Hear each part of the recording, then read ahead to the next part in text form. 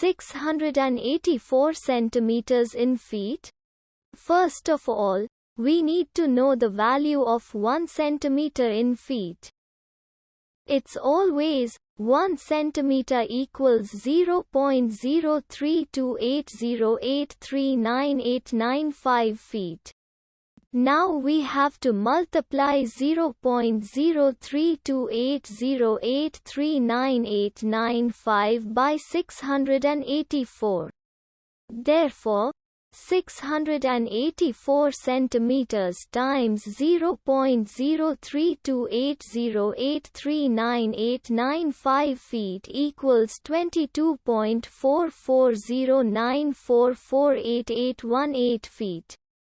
So, in other words, 684 centimeters equals 22.4409448818 feet. We hope you have enjoyed this video. Please like and subscribe to our channel for more videos like this.